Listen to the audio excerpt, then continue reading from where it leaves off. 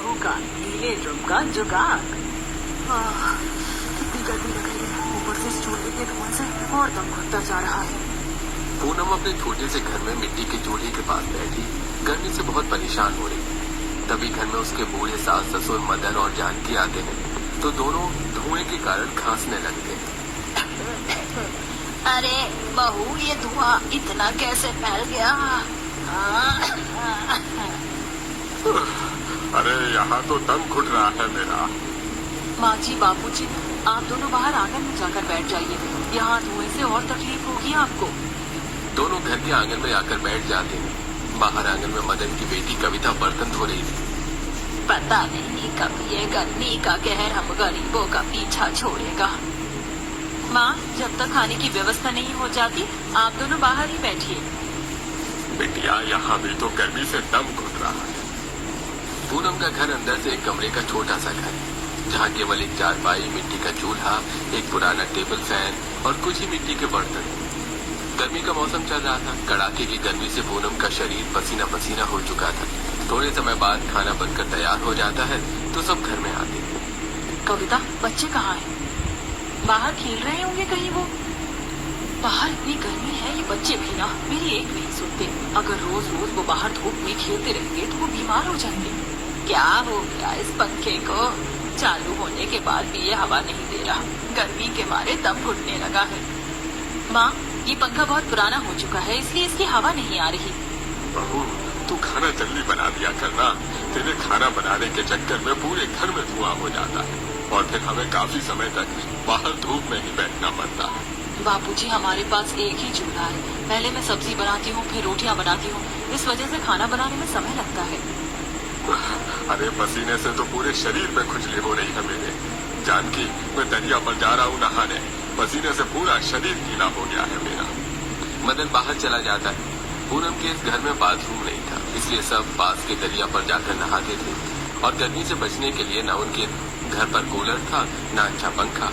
थोड़े समय बाद पूनम के दो बच्चे रोहन महेश घर आते हैं। दोनों भी पसीने से पूरे भीग चुके थे। कहाँ गए थे तुम दोनों?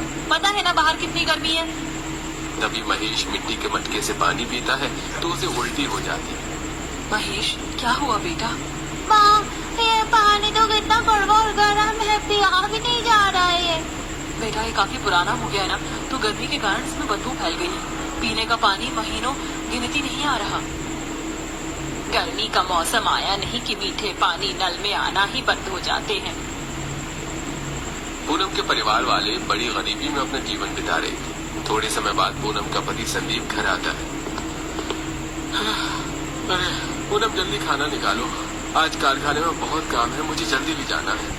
थोड़े समय बाद सब घर में फर्श पर खाना खा रहे थे। जी, आप कहीं से एक अच्छा पंखा ले आइए ना। गर्मी के कारण घर में बैठा ही नहीं जा रहा और ये पंखा भी हवा नहीं दे रहा।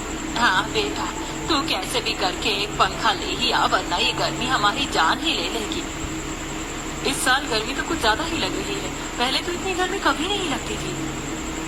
कविता, यहाँ पास में जो कारखाना है ना, जहाँ मैं काम करता हूँ, उस कारखाने में 4 भट्टियाँ शुरू हो चुकी हैं। उसी के भाप से गांव में इतनी गर्मी महसूस हो रही है। उन भट्टियों का तापमान इतना खतरनाक होता है कि वो बारिश को भी रोक देते हैं। अरे जब वो कारखाना इतना खतरनाक है तो बेटा तू वहाँ काम ही क्यों करता है? क्या करूँ बाबा, यहाँ करने लायक कोई काम नहीं है। बड़ी मुश्किल से ये एक काम मिला है मुझे। संदीप पास के कारखाने में मजदूरी करता है, जहाँ कारखाने में प्लास्टिक के पुराने ड्रम को पिघलाकर नए ड्रम बनाए जाते हैं। थोड़े समय बाद संदीप अपने काम पर चला जाता है। शाम का समय। अब खाना बनाऊंगी तो फिर से चूल्हे का धुआं घर में हो जाएगा।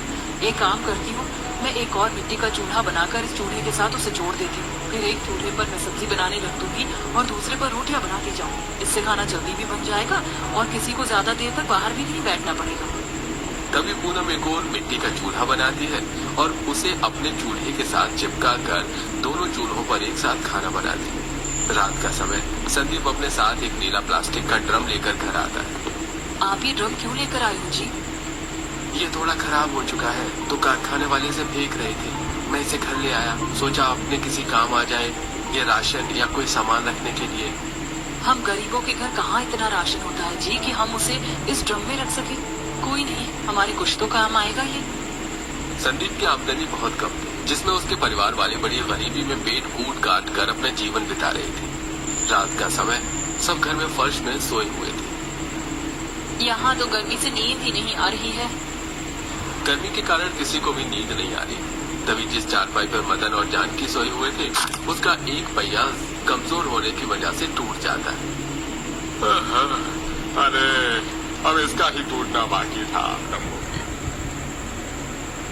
पापा, आप दोनों यहाँ नीचे आकर सो जाइए। अब बिना कूलर के और पंखे के इस गर्मी भरे मौसम में कोई भी चैन की नींद नहीं सो पाता।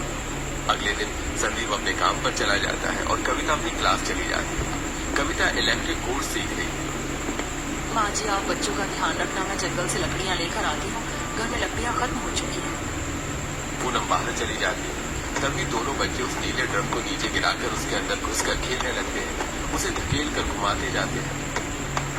अरे बच्चों, लग जाएगा तुम्हें। कितना मजा आ रहा है। अब मेरी बारी है भैया। तभी महेश ड्रम के अंदर घुस जाता है और रोहन उस ड्रम को लौटाने लगता है। ये बच्चे बिना बड़े शैतान हो गए हैं। चलिए जी, हम बाहर जाकर पेड़ की छांव में खुली हवा में बैठते हैं। थोड़े समय बाद पूनम लकड़ियाँ लेकर घर आती है तो बाहर आंगन में उसके सास ससुर एक पेड़ के नीचे बैठे हैं और जानकी गीली मिट्टी के ऊपर लेटी हुई थी। अरे माँ जी, आप यहाँ जमीन पर गीली मिट्टी पर क्यों लेट गए? अरे बहू, घर में तो गर्मी के मारे लेटा नहीं जा रहा और यहाँ जमीन भी गर्म थी तो मैंने थोड़ा यहाँ पानी डाल दिया और इसी गीली मिट्टी पर लेट गई। इससे थोड़ी ठंडक तो मिल रही है मुझे। यहाँ माँ जी, यहाँ भी। पूनम घर में आती है तो दोनों बच्चे ड्रम से खेल रहे हैं।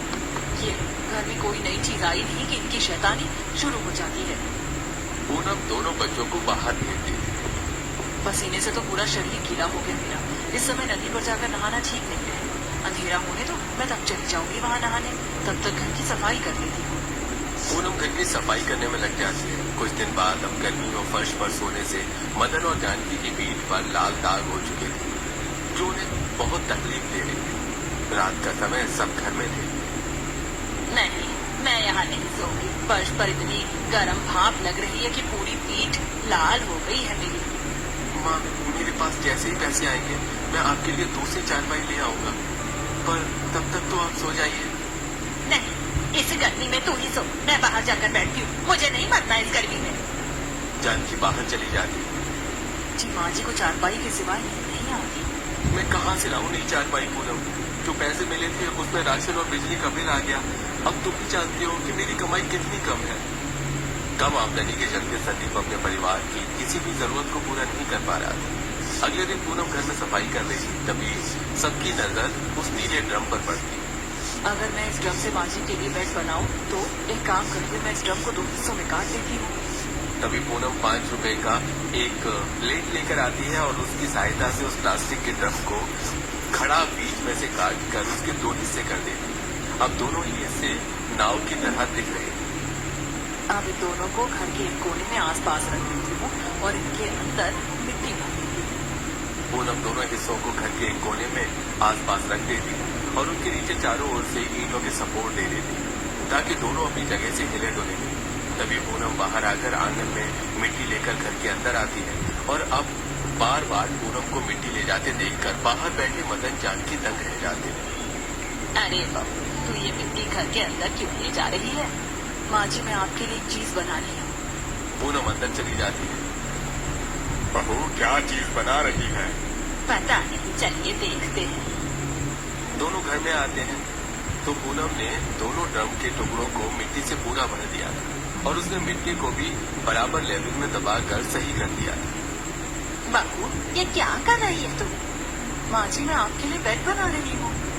तभी पूनम दोनों ड्रम के टुकड़ों को मिट्टी के अंदर थोड़ा थोड़ा पानी डालकर उस मिट्टी को थोड़ा गीला कर देती है और उस मिट्टी के ऊपर अनाज की बोरियां डालती है और उन पर भी थोड़ा थोड़ा पानी छिड़क कर उन्हें भी गीला कर देती है। अरे बहू, ये क्या कर रही है तू? भला ये कैसा बेड है? 1 मिनट माँ जी।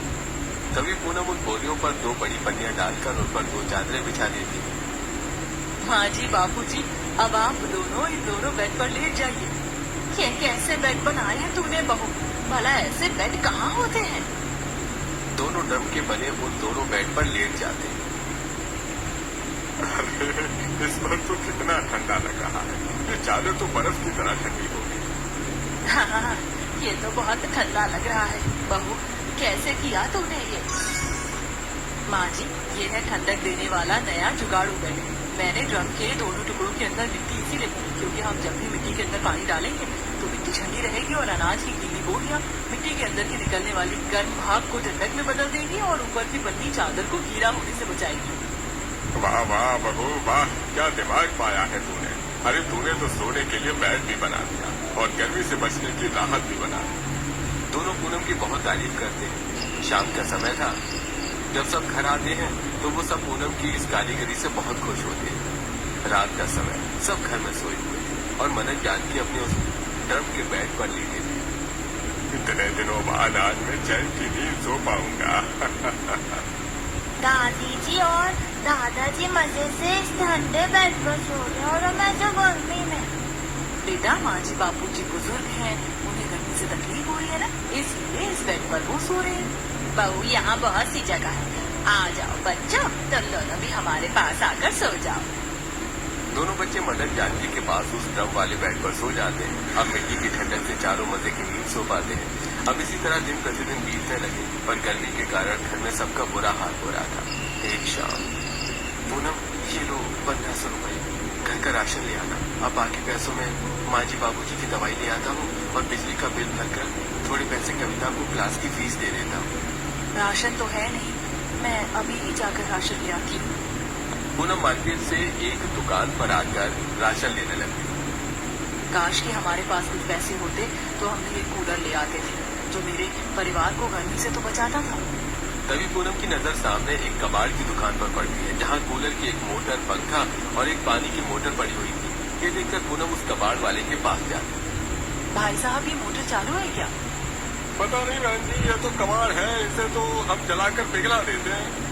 अगर ये मोटर चालू हुई तो मैं इससे कूलर बना सकती हूँ। भाई साहब, क्या आप ये मोटर, पंखा और पानी की मोटर मुझे दे सकते हो? ठीक है, 300 रुपए दे दो और ले जाओ।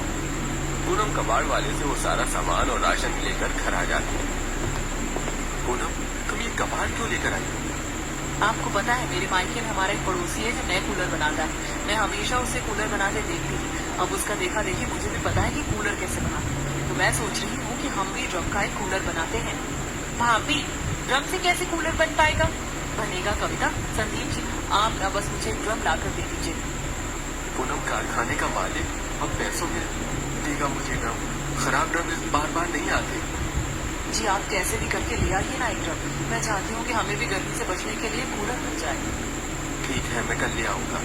अगले दिन दोपहर में संदीप एक ड्रम लाकर पूनम को देता है, तो पूनम उस ड्रम को सामने गोल आकार का छेद करती है और आजू बाजू 2 बड़े चौकून छेद करती है।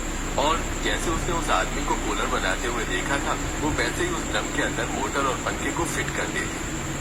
कविता, तुम्हें तो इलेक्ट्रिक काम आता है ना, तुम इसकी वायरिंग कर दोगी? ठीक है भाभी। कूलर का ढांचा बनकर तैयार था।